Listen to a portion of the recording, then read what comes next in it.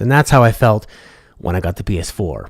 I think it's odd that one of the first games I played on it was Wolf Among Us, which is based off of TellTale's rickety old engine that you could, well, they tried to run it at everything, and it doesn't run very well on almost anything at all. You could run that on NASA's computer and it would have frame rate issues. Like, they just keep pumping this thing out because they want to make money.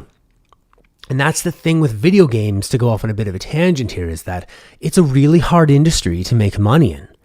Any creative industry is a really tough industry to make money in. So when you have a great idea, you sometimes have to strike while the iron is hot. And people did not like Jurassic Park, that Telltale did. They didn't really like Back to the Future, but when they made Walking Dead, that was water cooler talk. Everybody was playing that game, and they were talking about it because they were excited that it felt like a new way to play. Even though you had played that way with Jurassic Park and Back to the Future, nobody really did it. Walking Dead, the story clicked. People were crying at the end. Not that that's a sign of a great game, but it is a sign of an emotional connection. And this put Telltale really on the map. And ever since, they've been pumping this shit out. Wolf Among Us, I thought, was a high quality game.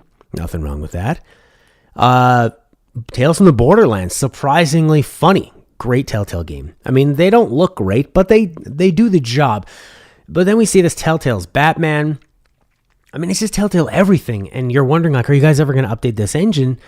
But it might be a choice for them of like, this might be our golden ticket. It's kind of like being an athlete and getting into the pro leagues. You now have this contract. What are you going to do? You need to just get that money. If that means leaving the hometown team that drafted you and loves you, you need to go. I mean, LeBron needs to make sure that he makes that extra $25 million. He might go hungry. He might have a lot of people relying on him. A lot of people that also want to buy PS4. So they're like, LeBron, go for the money, please. We need to set up the next 15 generations of this line. LeBron's family will have money longer than the earth will have money, if he's smart about it. But back to games. But what can happen is that you can lose the goodwill of gamers. Now, to talk about a similar point, you look at No Man's Sky. Now, No Man's Sky has come out, and people are disappointed. I'd say there's middling reviews on the PS4 and downright terrible reviews on the PC. People are saying that there have been a ton of Steam refunds. I didn't quite know how to look that up and check those numbers, but we're hearing a lot of people saying they gave refunds on it. They were pissed. If you look at the description of this game and the earlier claims of multiplayer, people thought they were going to get a lot more out of this game, and it ended up coming out and becoming a very, very basic survival game that consists of you going around, grinding, harvesting things, mining.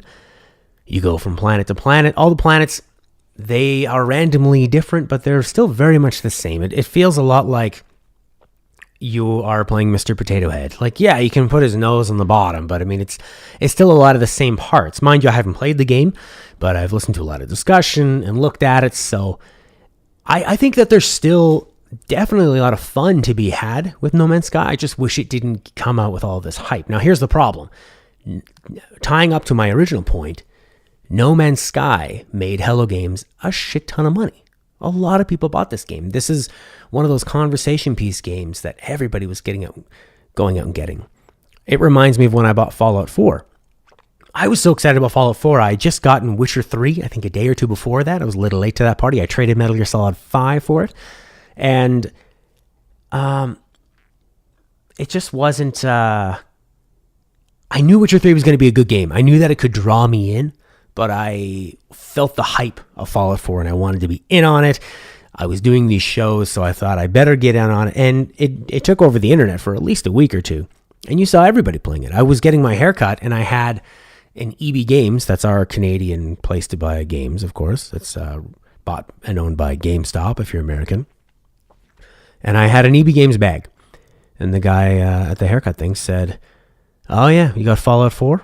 And it wasn't. It was like Killzone Shadowfall. It was one of the first PS4 games I saw for, less than $15, and I wanted to grab it. I missed having that selection of that huge PS3 wall where you could grab a classic game 10 out of 10 for $9 if you picked one old enough. So I grabbed Killzone. But that was the level, was that a guy at the barbershop.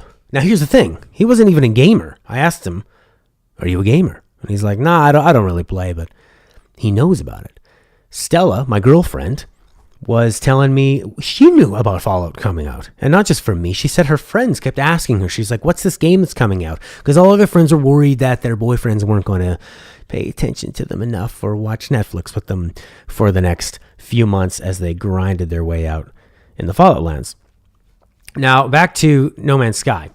This is a game that a lot of people are playing, and I think there's a lot of fun to be had. But the problem is that the hype machine made it impossible to succeed in people's expectations. Gamers, I think, for the most part, probably have more active imaginations than most people using other forms of media because it's an interactive entertainment, much in the way that a book requires you to imagine things in your head and what people might look like. And they can describe them, but you still have to put the brain power together to put that in. Now, with games, we love a mystery. We love a puzzle, and that has two folds in regards to No Man's Sky. Because they went the route of all this hype, everybody built it up. It was all over the place. I mean, games media is crazy right now. They will cover everyone is looking for 5 to 10 news stories to put on their website a day, if not more. And they want things that people are going to click on, and they will make news out of nothing because it never stops. This endless churning of news, but there isn't enough news to go around. So when No Man's Sky, a big tentpole title like this, comes out, there's going to be a crazy amount of coverage. Now, on the plus side, this means that Hello Games and Sean Murray, they have probably made a very great amount of money. They had Sony backing them up. I'm not sure the logistics on that because I'm just a guy standing here in my not my boxers, but they're shorts. I'm shirtless in my shorts. It's Toronto, it's hot. I'm just a guy shirtless in my shorts. So I don't know how much money they made, but I think it's pretty obvious this game was a success.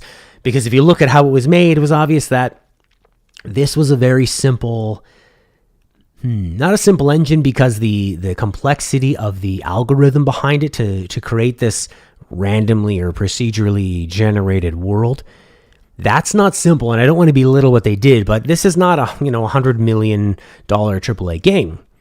This definitely they didn't have to sell as much as Metal Gear Solid 5 has to sell, or as much as Breath of the Wild is going to have to sell to make their money back. They just don't.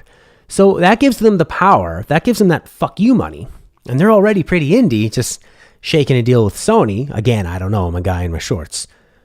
But it seems like they're not tied down too much, and they're going to be able to make some other decisions. And that's a great thing that Sony has been doing lately, and I think Microsoft is catching up to as well, is that they want to give people this freedom. That's why Hideo Kojima went from the oppression of Konami, who had him locked up in a Metal Gear Solid making sweatshop, to go to Sony and just be as Kojima as possible, which we saw in the Death Stranding trailer is even weirder than we ever could have imagined.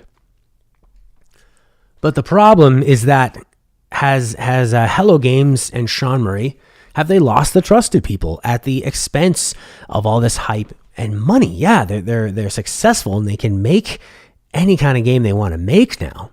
But are people going to buy it? Because once you lose the trust of people, it can be hard to bring it back. And on one side, you have gamers that are going to be railing against them. How dare you? You didn't fulfill some of your promises. What are you, the next Peter Molyneux? But we've also seen that gamers can be very fickle and they can easily go back on a lot of spewing. And the internet is a very extreme place where the pendulum swings from side to side. This is the greatest thing ever. This is the worst thing ever. And then it swings back into the middle and you don't see it on the next rotation. It's the next news story. I think that Sean Murray seems like a pretty genuinely good guy. I think that people can relate to, I think if you're following the story, he really did his best, and at the core of it is still a pretty enjoyable game. Now, could you imagine if this game came out without any hype? If it just showed up on the PSN store? I mean, people would be discovering it. Gamers like puzzles. They like mystery. They like discovery. That's why we play games. That's why we don't watch TV and just have it force-fed to us and spoon-fed. We want to pick up the spoon. We want to make a fucking spoon. We want to look around, solve a mystery of to where the spoon is, and then go get all the ingredients and hunt them ourselves and grind and create it, and then go to another world and have completely different food. And where it falls flat is that you're not really having completely different food. You're just having the food rearranged in a slightly different way, and that doesn't really while making a smiley face out of bacon and eggs doesn't necessarily make it a new meal, it's still interesting enough. And I think that with No Man's Sky, you need to have a lot of suspension of disbelief. You need to play along a little. You need to play along with the game, and like we used to in the old days when you play Shadowrun Genesis, a game I will never stop mentioning. Only had enough power to manage your character, maybe a couple gang characters on the screen in the town section, and maybe one pedestrian at a time. And it was always the same avatar. And a lot of the avatars were reused, but you just had to imagine that there was more going on, and they fleshed that out in the ways that they could, using text, using random text choices and options and things that would happen. And you just filled that in. And I think with No Man's Sky, if you can suspend your disbelief enough to play along, you can find a pretty fun, meditative little experience. Now, Sean Murray's talking a lot about some patches coming in that will actually change how the game is played. And it looks like he has the freedom to do that. So it'll be a really fascinating game to watch. So far, a lot of PS4 owners have this game, so I think they'll be pretty eager to see what the next phase is.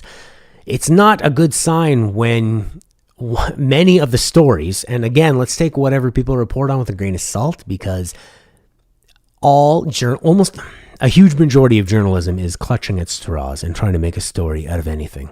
And let me tell you something else. If you see a headline by a writer and you think that headline is really stupid, but the article makes sense, but the headline was dumb, please don't blame the writer. That might have easily been the editor. That was somebody up top.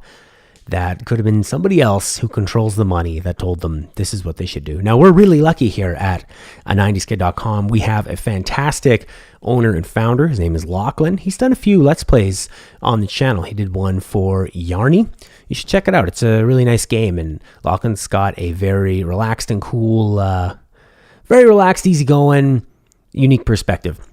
And he gives us carte blanche to do whatever we think is interesting. And that is extremely rare in this industry. So